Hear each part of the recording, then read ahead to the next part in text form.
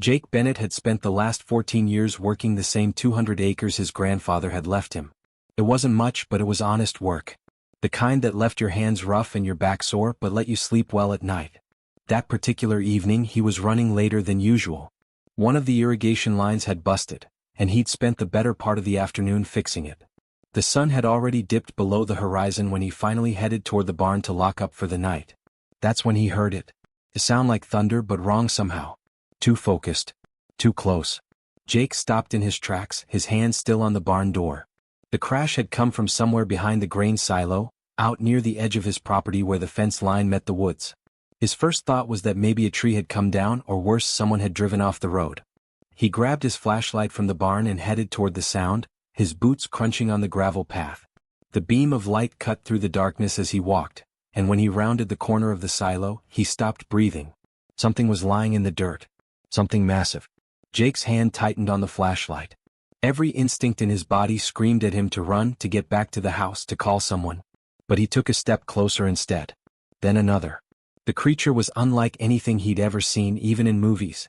She was huge, easily 9 feet long from head to tail, with scales that looked almost black in the darkness but caught hints of deep green in his flashlight beam. Her breathing was shallow and ragged. One of her arms was stretched out in front of her, clawed fingers digging into the dirt like she'd been trying to crawl somewhere before collapsing. Jake moved the light slowly across her body and felt his stomach drop. Her belly was swollen and round, unmistakably so.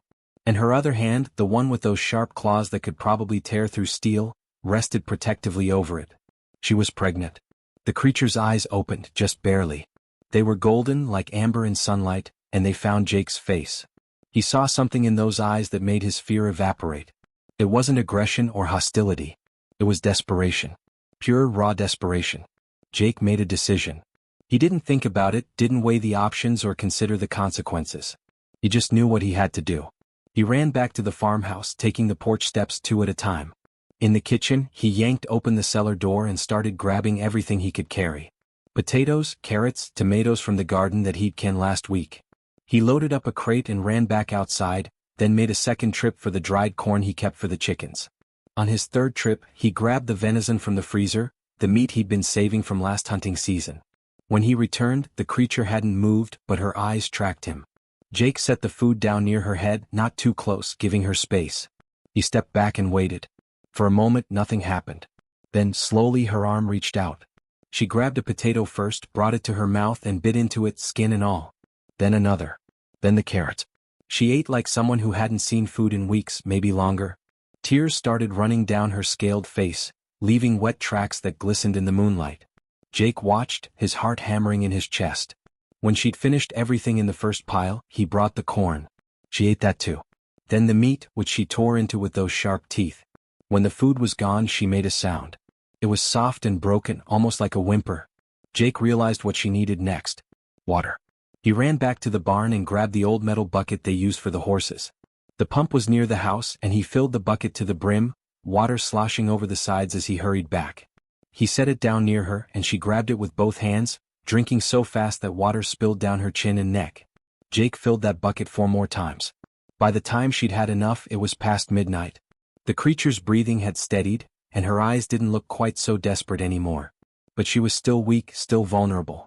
Jake looked around at the open field, then at his barn. He couldn't move her. She was too big and he didn't want to risk hurting her or the baby. So he did the only thing he could think of.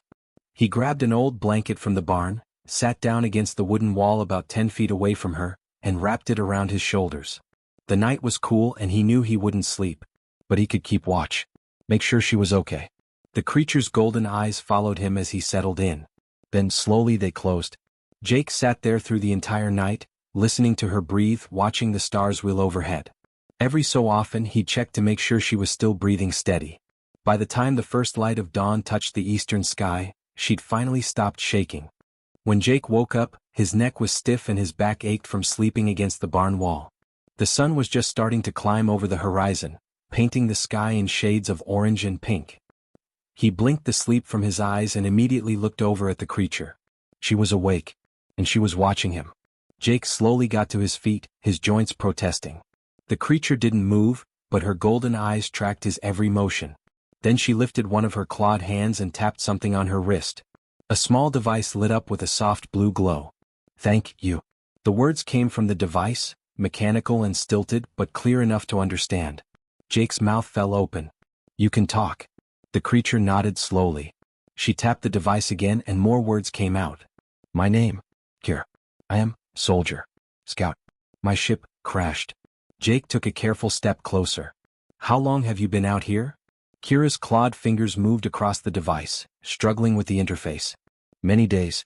Weeks maybe. I ran. They were hunting me. Different species. Not my people. I had to survive. Who's they? Jake asked. But Kira shook her head, like the explanation was too complicated or she didn't have the words. Instead she looked down at her swollen belly and then back at Jake. 8 months. Baby comes soon. I should be dead. Days ago. No food. No water. But you.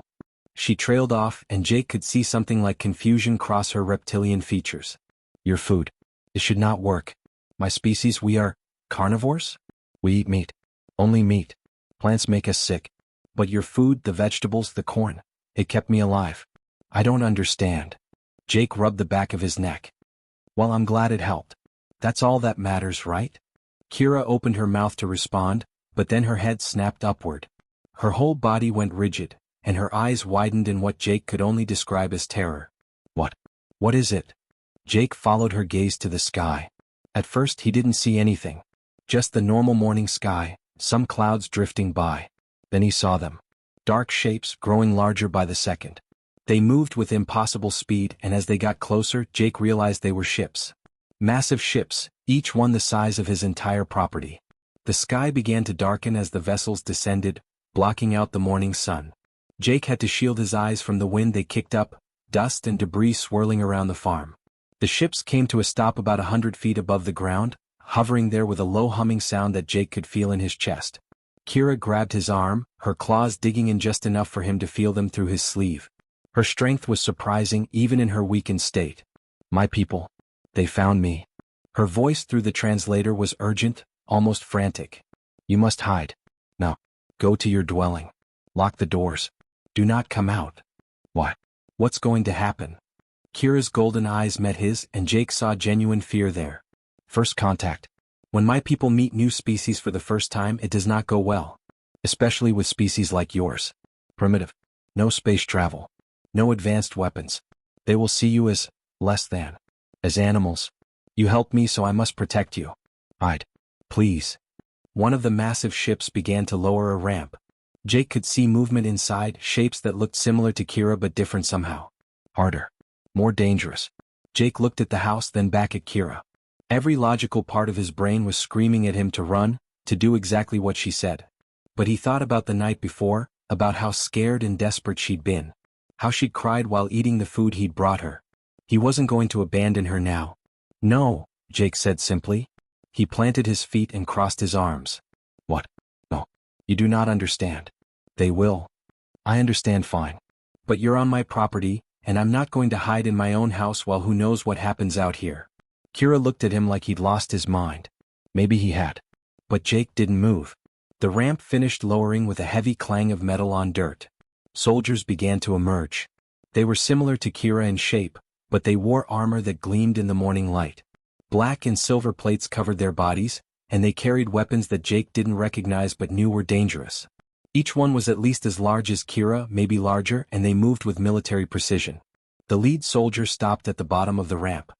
His scales were darker than Kira's, almost black with red markings along his neck and arms. His eyes locked onto Kira first, then slowly moved to Jake. The soldier walked forward, his armored boots making heavy thuds with each step. He stopped a few feet away and looked down at Jake. The size difference was intimidating. Jake was 6 feet tall, but this soldier towered over him. Kira spoke first in her own language. It was a series of clicks and hisses that Jake couldn't begin to understand. The soldier responded in the same language, his voice deeper and more commanding. They went back and forth for a moment, and Jake noticed the soldier kept glancing at him with something that looked like curiosity mixed with contempt. Finally, the soldier tapped his own wrist device and spoke. The translation came through in a deep, authoritative voice. Kira tells me you provided her with sustenance and protection. What does this primitive want as payment? Jake blinked. Payment? The soldier's eyes narrowed. Yes, payment. Compensation. What resources do you demand? Territory? Technology? Precious metals? Jake looked at Kira, then back at the soldier. I don't want anything. Several of the other soldiers, who had been standing in formation behind their leader, shifted and looked at each other. Their leader, who Kira had called Rex, tilted his head like he hadn't heard correctly. You want nothing? That's right, Jake said. She needed help. I helped her. That's it. Rex stared at him for a long moment. Then he turned to the other soldiers and said something in their language. Whatever it was, it caused a ripple of confusion through the group. They looked at Jake like he was some kind of puzzle they couldn't figure out. And honestly, Jake was just as confused about why this was so hard for them to understand.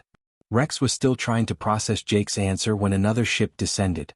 This one was different from the military vessels. It was sleeker, with golden accents running along its hull. The design was more elegant, less threatening. A ramp extended and a single figure emerged.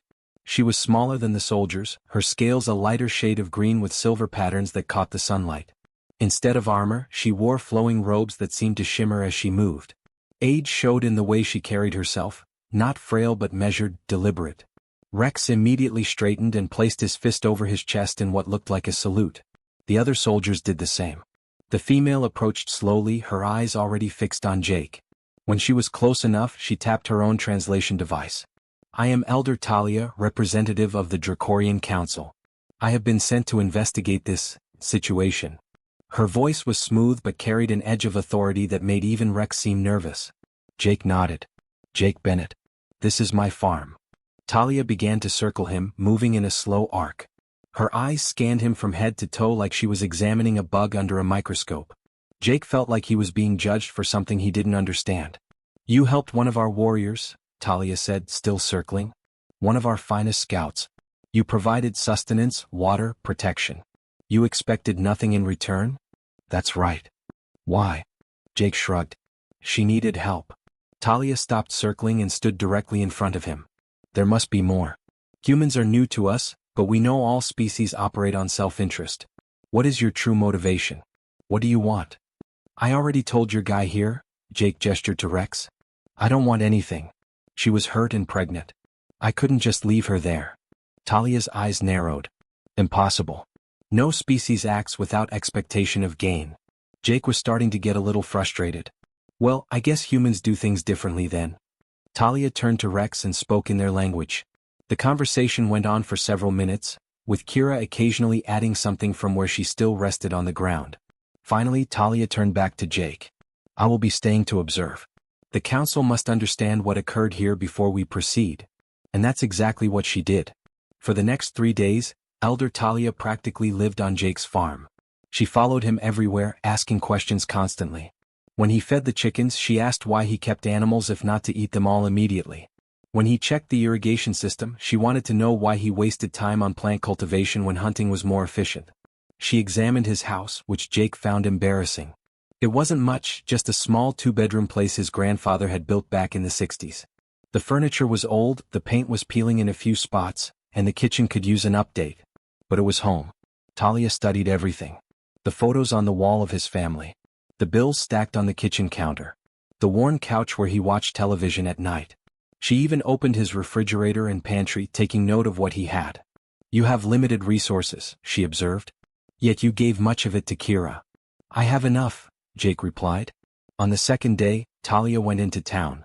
She spoke with his neighbors, with the folks at the general store, with Pastor Bill at the community church. Jake heard about it from Tom Walker, whose farm was down the road. That alien lady was asking all sorts of questions about you, Tom said, leaning against his truck. Wanted to know if you were in debt, if you had enemies, if you'd ever swindled anyone. I told her you were about the most boring, honest guy I knew. Jake wasn't sure if that was a compliment or not. But what seemed to disturb Talia most wasn't Jake's character. It was Kira's survival. On the third evening, Jake overheard Talia speaking with Rex near the barn. Their translators were on, probably so Kira could hear from inside where they'd moved her for better shelter. It should not be possible, Talia was saying. Dracorians are obligate carnivores. Our biology cannot process plant matter. It makes us violently ill. In some cases it can be fatal. Yet Kira consumed large quantities of vegetables, grains, and corn. She not only survived, she improved. Her strength returned. The offspring is healthy. Perhaps it is unique to her? Rex suggested. No. I have run genetic scans. There is nothing unique about Kira's biology. This should not work. But it did. There was a long pause. Jake pretended to be fixing the fence nearby, but he was definitely listening. There is something about this world, Talia said quietly. About these humans. They give without calculating the return. This farmer shared his limited food with a creature that could have killed him. He expected nothing, wanted nothing, demanded nothing. And somehow, through this act of simple generosity, the impossible became possible. Our biology changed, adapted, accepted what it should have rejected. What are you saying, Elder? I am saying that perhaps there is more to the universe than our council understands. And these humans may be proof of it. The next morning something unexpected happened. Jake was making breakfast when he heard vehicles coming up the drive. He looked out the window and saw 3 pickup trucks pulling in. Tom Walker was in the first one, followed by the Martinez family from the next property over, and old Betty Chin who ran the vegetable stand on Highway 47. They all got out carrying things. Coolers, boxes, baskets of food. Tom walked up to the porch where Talia and Rex were standing looking confused. Heard you folks were staying a while. Figured your lady friend might need more than what Jake's got in his pantry. Brought some supplies. Betty added, got fresh vegetables from the stand. And some of my preserves. Hope your friend likes strawberry jam. The Martinez family brought homemade tortillas, beans, and rice. Our grandmother always said food helps healing, Mrs. Martinez explained. They brought everything to the barn where Kira was resting. They spoke to her kindly, asking how she felt, if the baby was moving okay, if she needed anything else. They treated her exactly like they would treat any pregnant neighbor who needed help. Talia and Rex stood to the side, watching in complete silence. Several of the other soldiers had gathered too, observing this strange human behavior. After the neighbors left, Talia approached Jake one more time. Your people. They're all like this. Jake smiled. Most of them, yeah. That's just what neighbors do. 2 months had passed since that first night. Kira had made Jake's farm her temporary home, and the Dracorians had set up a small encampment near the property line. It had become almost normal to see reptilian soldiers walking the perimeter or their ships hovering silently in the distance. Jake had gotten used to it mostly. Rex checked on Kira daily, bringing her the meat-based rations from their ships, though she still ate some of Jake's cooking too. The medical team monitored her constantly, running scans with devices that looked like something out of a science fiction movie. It was just past dinner time when Kira called out from the guest room. Jake was washing dishes and the sound made him drop the plate he was holding. It shattered on the floor, but he didn't care. He knew that sound. He ran to the guest room and found Kira gripping the bed frame, her face tight with pain. It's time, she said through her translator. The babies are coming. Jake's mind went blank for a second, then kicked into overdrive. Okay. Let me get Rex. And the medical team. Jake. Kira's voice stopped him. Your healer. The female from town. Can you bring her? Jake blinked. You mean my sister? Kate. Kira nodded, another contraction making her wince. Your people. You understand birth. Not just the science. You understand the feeling of it. I want her here. Jake didn't argue. He grabbed his phone and called Kate, explaining the situation as quickly as he could. To her credit, his sister didn't ask stupid questions or waste time being shocked. She just said she'd be there in 20 minutes and to call the Dracorian medical team. By the time Kate arrived with her medical bag, the guest room looked like something between a field hospital and an alien laboratory. The Dracorian medical team had set up their equipment, scanners and devices humming and beeping. But they'd made space for Kate, treating her with surprising respect. Rex was there too, holding Kira's hand, speaking to her in their language. Jake had never seen the tough soldier look so scared. I'll be outside, Jake said, backing toward the door. Kate grabbed his arm. Stay. She might want familiar faces around.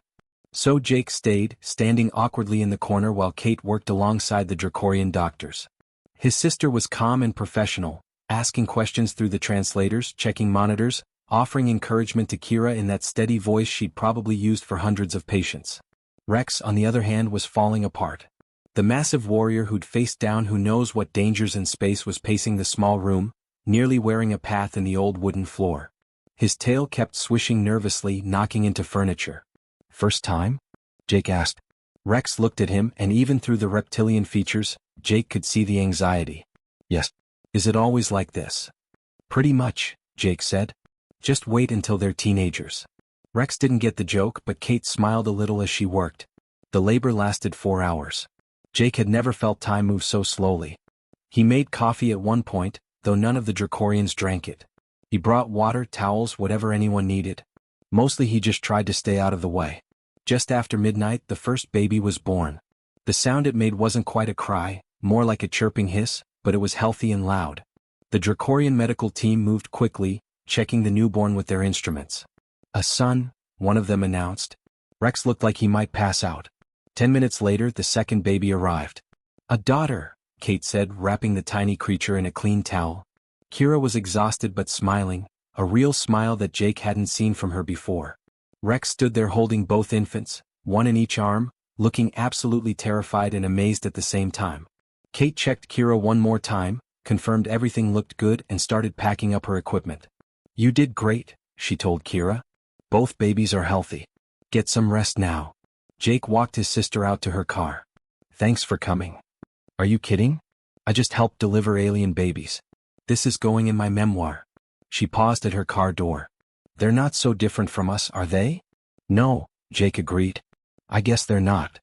When Jake came back inside, Rex was standing on the front porch, still looking a bit dazed. The babies were with Kira and the medical team inside.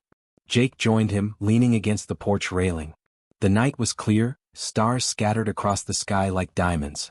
"My children were born on a human's property," Rex said quietly. "Delivered with help from your healer, your sister. This is unprecedented in our history." Jake didn't know what to say to that, so he just offered his hand. "Congratulations." Rex stared at Jake's hand for a long moment, like he was making a decision about something bigger than just a handshake. Then he reached out and took it, his scaled hand engulfing Jake's. "The council has made a decision," Rex said. "They sent word an hour ago. Your species will be given protected status in our territory. Full diplomatic recognition. Trade agreements. Defense pacts." "That's good," Jake said, though he wasn't entirely sure what it all meant. "You don't understand," Rex continued. "This is not given for military strength. Your people have no weapons that could threaten us. It is not for resources. Your world has nothing we cannot find elsewhere. It is being given for something else entirely." "What's that?" Rex looked back toward the house where his mate and children rested. "Because you have something we lost 1,000 years ago when we became an empire. The ability to help someone who can give you nothing in return. To show kindness without calculating the benefit. The council believes this makes your species valuable. Rare. Worth protecting." Jake thought about that. "We're not special. This is just how people should treat each other." "Perhaps," Rex said. "But in a galaxy full of species, you would be surprised how few actually do." 6 months after the twins were born, construction began on what would become the first official Dracorian embassy on Earth. They chose a spot about 2 miles from Jake's farm, close enough that Kira and Rex could visit easily but far enough to give both families some space. The building went up fast, faster than anything Jake had ever seen. Dracorian technology meant what should have taken years was finished in weeks. The structure was beautiful in a strange way, all smooth curves and metallic surfaces that seemed to shift colors in the sunlight. Kira and Rex moved in with their twins, becoming the official ambassadors between their people and humanity. Jake found it funny that out of their entire empire, the 2 representatives living on Earth were the ones he'd met first in his own backyard. The Dracorian Council sent delegations after that. Diplomats, scientists, trade officials. They met with world leaders, set up communication networks and drafted agreements. But everything kept circling back to Jake's farm, to that first night, to the simple act that had started it all. Elder Talia herself came back for the formal signing of the trade agreements. Jake was invited to attend, which felt surreal. He wore the same suit he'd worn to his grandfather's funeral, the only formal clothing he owned. The terms were unusual, Talia explained. Humanity would teach agricultural techniques, share knowledge about cultivation and sustainable farming. In return, the Dracorians would provide defensive technology, shields and early warning systems, but no weapons. They wanted to protect Earth, not arm it. "Your people have something worth preserving," Talia said during the ceremony. "We will not be the ones to change that." After the signing, officials from both sides approached Jake. They offered him everything. A mansion in the city. Vast tracts of land. Technology that could revolutionize farming. Money, more money than he could spend in 10 lifetimes. Jake listened politely to each offer and turned them all down. "There has to be something you want," one Earth diplomat insisted, clearly frustrated. "You started all of this. You deserve compensation." Jake thought about it. Actually, there is one thing. The diplomat leaned forward eagerly. Name it. I want help expanding my farm. Make it bigger, more efficient. I want to grow enough food for both our people, enough to supply the embassy and maybe send some up to the Dracorian ships. Real Earth vegetables, not synthetic stuff. The diplomat stared at him. That's it? That's all you want? That's all I need, Jake corrected. So that's what they did. Engineers from both species worked together to expand Jake's farm. They improved his irrigation, enriched his soil with techniques from Dracorian agricultural science, and set up greenhouses with climate control. Within months, his 200 acres had tripled in productivity. Jake hired some local folks to help with the extra work. Tom Walker's son started working part-time. Betty Chin consulted on the vegetable varieties. It became a real community project. Then the Galactic news arrived. A ship landed one morning carrying a news crew from something called the Outer Reaches Coalition. The reporter was a creature unlike anything Jake had seen, even after months of meeting different Dracorians. She had 4 arms, blue skin that seemed to shimmer, and eyes that moved independently of each other. Her translator was better than the early models, making her sound almost natural. Mr. Bennett, I'm Ziva with the Coalition News Network. We cover stories from across the galaxy, and your story has become quite famous. May we interview you? Jake agreed, mostly because Kira and Rex said it would be good for Earth's reputation. They set up cameras in front of his barn. Ziva asked him questions about that first night, about his decision to help Kira, about everything that had happened since. Jake answered honestly, feeling a bit awkward with the cameras pointed at him. Then Ziva asked the question that apparently everyone across multiple solar systems wanted answered. You knew nothing about her species. She was dangerous, clearly capable of harm. She could have killed you. Why did you help her that first night? Jake shrugged, the same way he'd shrugged 100 times when people asked him similar questions. She was pregnant, starving, and scared. What else was I supposed to do? Ziva's eyes both focused on him at once, which he'd learned meant she was surprised. That's it? That's your only reason? Yeah, Jake said. I mean, wouldn't you help someone if they needed it? The interview went on for another 20 minutes, but that 15-second clip was the one that spread across the galaxy. News networks broadcast it. It was translated into hundreds of languages. Diplomats analyzed it. Philosophers debated it. Humanity's introduction to the greater galactic community wasn't through military might or technological achievement. It was through a farmer shrugging and asking what else he was supposed to do. Within a year, 12 other species had made contact with Earth. They all said the same thing: they wanted to understand the species that helped first and asked questions later. Trade agreements followed. Cultural exchanges. Scientific partnerships. Earth had allies now, real ones, and it had all started in a barn in the middle of nowhere. Kira and Rex's twins grew fast, faster than human children.